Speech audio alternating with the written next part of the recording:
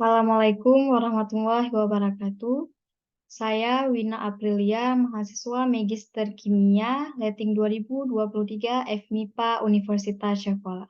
Di sini saya akan mempresentasikan tentang fasa diam, yaitu tentang HPTLC, TLC, GC, HPLC, dan SFC.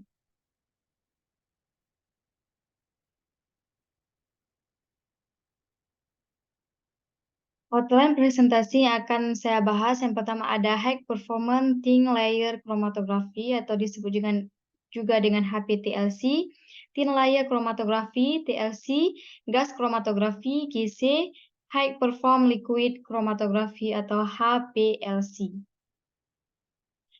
Nah, yang pertama ada High Performance Thin Layer Chromatography atau disebut juga dengan HPTLC, yaitu HPTLC atau disebut juga dengan dalam bahasa Indonesianya yaitu KLTKT, kromatografi lapis tipis kinerja tinggi, adalah teknik analisis instrumental yang didasari kemampuan kromatografi lapis tipis yang lebih maksimal dan baik.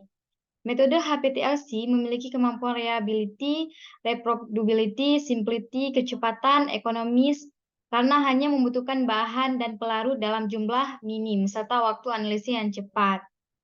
Nah, prinsip kerja pada high performing layer chromatography pada fase diam melibatkan interaksi antara senyawa-senyawa yang dipisahkan dan media pemisahan pada alat kromatografi yang sering kali merupakan fase diam silika gel atau material yang serupa. Berikut adalah langkah-langkah umum untuk prinsip kerja HPTLC. Nah, yang pertama ada pelapisan fase diam atau disebut juga dengan stationary fase atau pelat kromatografi dilapisi dengan lapisan tipis material absorben yang berperan sebagai fase diam. Nah, material ini seringkali adalah silika gel atau bahan serupa yang memiliki daya serap tinggi. Dan yang kedua ada persiapan sampel. Persiapan sampel yang akan dianalisis diterapkan pada pelat kromatografi pada titik awal atau baseline. Pemilihan pelarut sampel sangat penting untuk mendispersikan senyawa-senyawa target dan mendukung pemisahan yang baik pada fase diam. Dan selanjutnya ada pengembangan. Pengembangan pelat kromatografi ditempatkan dalam suatu cawan atau tangki yang berisi pelarut pengemban. Pelarut pengemban ini akan merambat melalui fase diam dan membawa senyawa-senyawa sampel bersamanya. Yang selanjutnya ada interaksi dengan fase diam. Selama perjalanan pelarut, pengembangan melalui pelat, senyawa-senyawa dalam sampel berinteraksi dengan fase diam. Nah, dan selanjutnya pada pembentukan pita pemisahan. Senyawa yang berinteraksi dengan fase diam akan memiliki kecepatan migrasi yang berbeda. Oleh karena itu, terbentuklah pita pemisahan di sepanjang pelat. Dengan senyawa-senyawa yang lebih afinitas terhadap fase diam bergerak lebih lambat dari senyawa-senyawa terhadap fase diam. Bergerak lebih lambat dan senyawa yang kurang afinitas bergerak lebih cepat. Dan selanjutnya ada pendeteksian dan analisis. Setelah pengembangan selesai, pelat dikeringkan dan dapat dideteksi. Pendeteksian dapat dilakukan secara visual atau dengan menggunakan alat deteksi, seperti densitometer atau lain sebagainya. Dan selanjutnya ada TLC atau kepanjangannya yaitu Thin Layer Chromatography. Nah, Thin Layer Chromatography ini adalah teknik kromatografi di mana sampel ditempatkan sebagai titik atau garis pada fase diam tipis yang diletakkan pada permukaan datar. Prinsip kerja Thin Layer Chromatography ini pada fase diam melibatkan beberapa tahap, termasuk preparasi plat, aplikasi sampel, pengembangan, dan deteksi. Berikut adalah penjelasan pada prinsip kerjanya. Nah, kromatografi TLC ini sifat fase diamnya yaitu yang satu dengan fase diam yang lainnya berbeda karakter strukturnya, ukurannya, kemurniannya, zat tambahan sebagai pengikat, dan lain-lain. Fase diam yang digunakan TLC tidak sama dengan yang digunakan untuk kromatografi kolom, terutama karena ukuran dan zat yang ditambahkan. Nah, ini adalah prinsip kerja dari TLC. Yang pertama ada preparasi plat. Nah, pada fase diam, biasanya terbuat dari material inner seperti kaca atau alumina yang dilapisi dengan lapisan tipis absorben seperti silika atau gel alumina. Pilihan absorben akan mempengaruhi selektivitas dan retensi komponen dalam sampel. Yang kedua ada aplikasi sampel.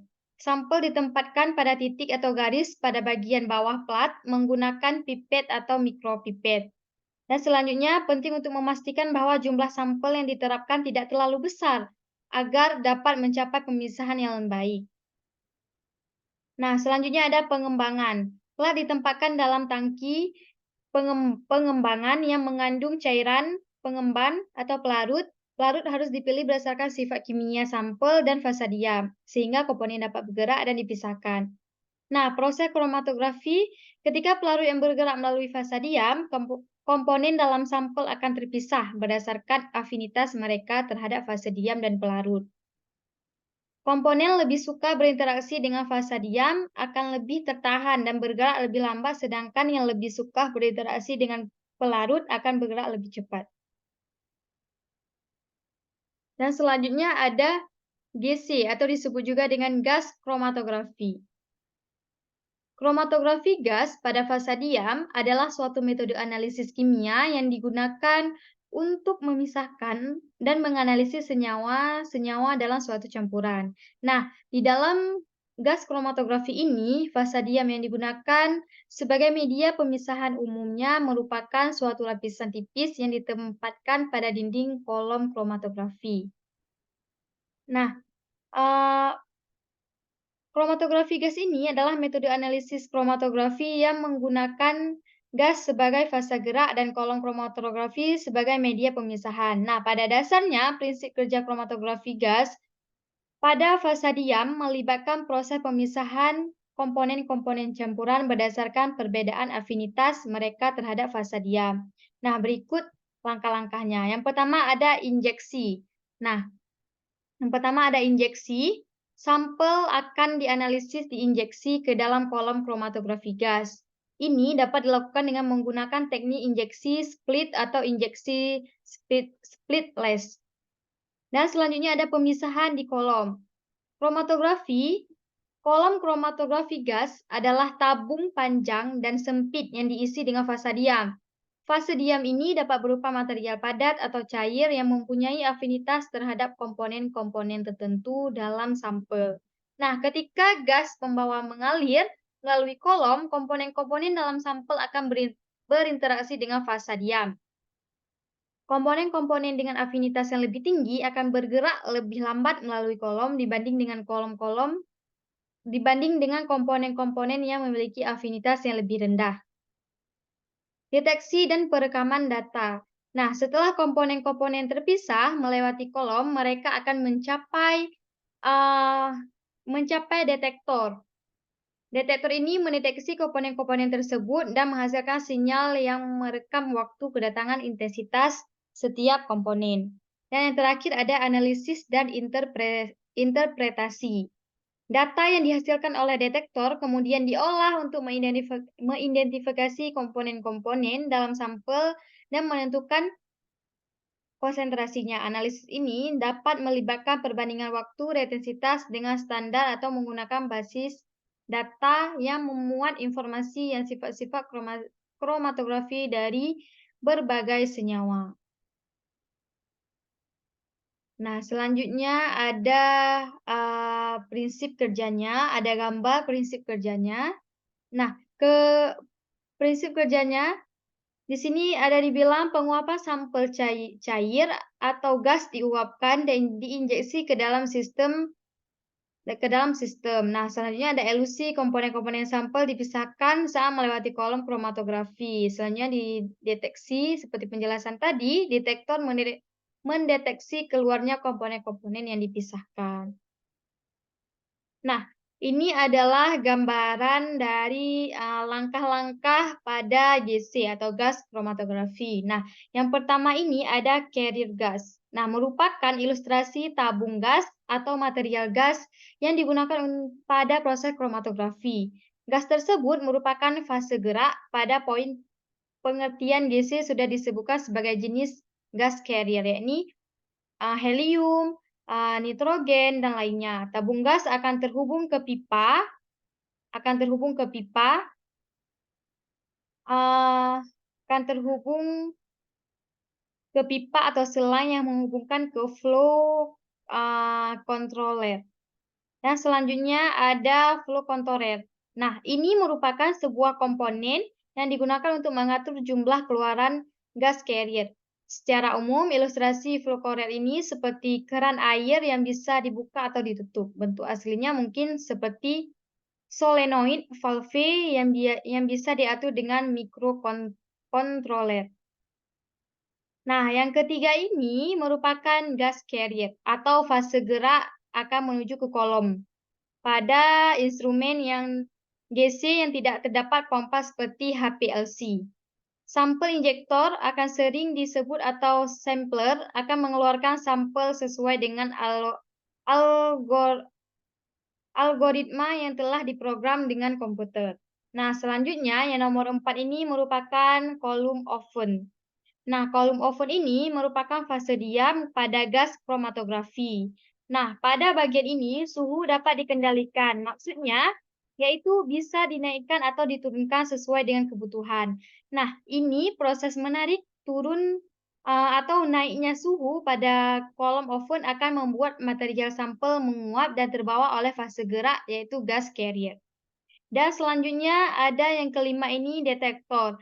Ketika proses senyawa volatil pada sampel menguap, maka detektor akan menangkap sebagai sinyal-sinyal data. Nah, sinyal-sinyal tersebut kemudian diterjemahkan menjadi data yang mudah dipahami dalam bentuk diagram. Dan yang terakhir ini merupakan kromatografi. Merupakan hasil akhir yang dikeluarkan di layar komputer yang menampilkan data hasil analisa sampel. Nah, selanjutnya kita masuk lagi ke dalam yang namanya HPLC atau disebut juga dengan High Performance Liquid Chromatography. HPLC menggunakan dua fase kerja, yaitu yang pertama ada fase gerak dan yang kedua ada fase diam. Nah, fase diam adalah ada di dalam kolom berupa partikel dengan pori yang kecil dan memiliki area surface tinggi. Prinsip kerja HPLC adalah pemisahan komponen analit berdasarkan kepolarannya. Setiap campuran yang keluar akan terdeteksi dengan detektor dan direkam dalam bentuk kromatografi. Nah, selanjutnya adalah gambar atau langkah-langkah dari HPLC. Nah, kebanyakan fasa diam pada HPLC berupa silika yang dimodifikasi secara kimiawi. Silika yang tidak dimodifikasi atau polimer-polimer stearin difenilbenzen permukaan silika adalah polar dan sedikit asam ketika adanya residu atau gugus silenol. Nah, silika dapat dimodifikasi secara kimiawi dengan menggunakan reagen-reagen seperti klorosilan. Reagen-reagen ini akan bereaksi dengan gugus-gugus silanol dan menggantikan dengan gugus-gugus fungsional lainnya.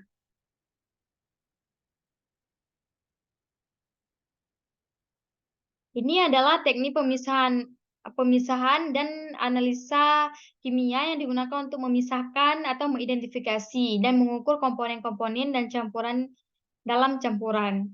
Nah, PLC sering digunakan dalam berbagai aplikasi termasuk analisis formasi, analisis makanan, penelitian biokimia, dan banyak bidang ilmu lainnya yang menggunakan HPLC.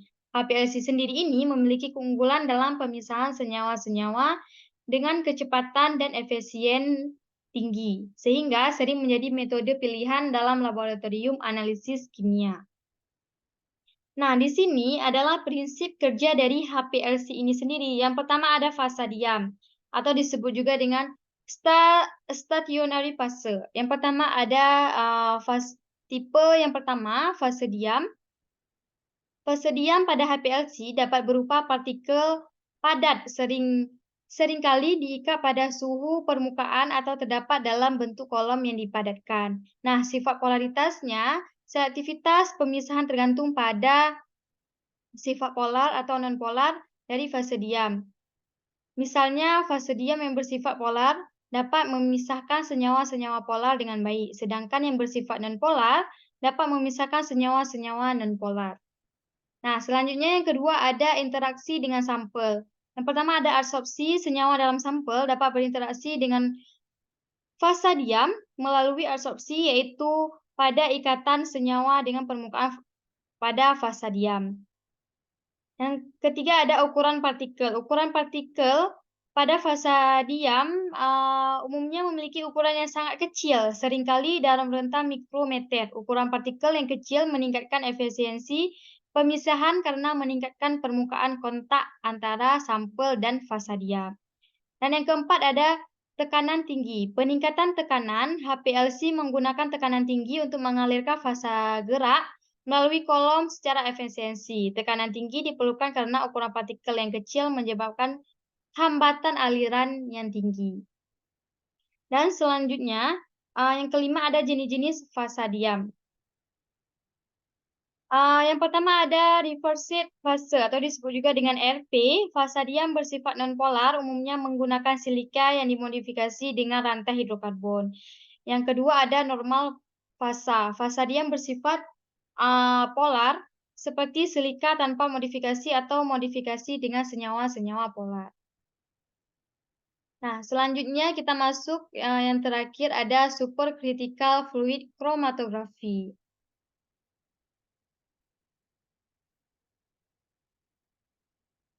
SFC ini memiliki beberapa keunggulan, termasuk kecepatan analisis yang tinggi, efisiensi pemisahan yang baik, dan kemampuan untuk menangani senyawa-senyawa yang sulit larut dalam fase cair konvensional. Metode ini sering digunakan dalam analisis farmasi, analisis bahan makanan, dan berbagai aplikasi lainnya. Nah, SFC ini sendiri maknanya adalah teknik kromatografi yang menggunakan fluida superkritikal sebagai fase geraknya. Nah, sedangkan fase diam pada SFC dapat berupa partikel-partikel kecil atau kolom tertentu yang memiliki sifat-sifat tertentu untuk memisahkan senyawa-senyawa dalam sampel. Nah, ini merupakan prinsip kerja dari SFC. Yang pertama ada pemilihan fasa diam. Fasa diam pada SFC umumnya terbentuk kolom yang diisi dengan partikel-partikel kecil. Fasa diam ini dapat terbuat dari berbagai bahan seperti silika, polimer, atau zirkonia. Ukuran partikel fasa diam biasanya lebih besar daripada yang digunakan dalam kromatografi cair, tetapi lebih kecil daripada yang digunakan pada kromatografi gas. Nah, selanjutnya ada sifat dari superkritis fluida. Fluida superkritis memiliki sifat khas yang berada di antara fase gas dan cair. Dalam kondisi superkritis, fluida tersebut memiliki kerapatan yang tinggi dan daya larut yang baik, sehingga dapat berperan sebagai pelarut yang efektif. Dan selanjutnya ada penggunaan CO2 sebagai fluida superkritis. Karbon dioksida adalah fluida superkritis yang paling umum digunakan dalam SFC karena mudah untuk menjadi fasa superkritis pada tekanan dan suhu yang relatif rendah. Dan selanjutnya ada interaksi dengan sampel. Sampel dilarutkan dalam fluida superkritis dan diinjeksikan ke dalam kolom fasa diam. Interaksi antara sampel dan fasa diam terjadi berdasarkan sifat kimia antara sampel dan fase diam. Dan selanjutnya yang terakhir ada elusi dan deteksi. Senyawa-senyawa dalam sampel terelusi dari kolom dengan merespon terhadap perubahan kondisi superkritis fluida, seperti peningkatan tekanan atau penurunan suhu. Deteksi senyawa dapat dilakukan menggunakan detektor UV, detektor massa, atau detektor lainnya, tergantung pada kebutuhan analisis. Nah, ini merupakan gambar dari prinsip kerja supercritical fluid chromatography. Nah, seperti yang terlihat pada gambar, SFC memiliki pengaturan serupa dengan instrumen HPLC. Mereka menggunakan fase diam yang serupa dengan tipe kolom yang serupa. Namun, terdapat beberapa perbedaan. Nah, yang pertama ada temperatur sangat penting untuk fluida superkritis. Jadi, harus ada alat pengatur panas dalam sistem yang mirip dengan GC. Selain itu, harus ada mekanisme pengatur tekanan, pembatas karena tekanan merupakan parameter penting lainnya agar bahan fluida superkritis dapat dijaga pada tingkat yang diperlukan. Nah, mekanisme mikroprosesor ditempatkan di instrumen untuk SFC. Unit ini mengumpulkan data tekanan, suhu oven, dan kinerja detektor untuk mengontrol bagian instrumen yang terkait. Nah, SFC memiliki pengaturan serupa dengan instrumen HPLC. Mereka menggunakan fase diam yang serupa dengan tipe kolom yang serupa juga, namun ada beberapa perbedaannya. Nah, ini berikut referensi dari materi ini. Baik, cukup sekian presentasi dari saya. Saya mohon maaf jika banyak kekurangan. Saya akhiri. Assalamualaikum warahmatullahi wabarakatuh.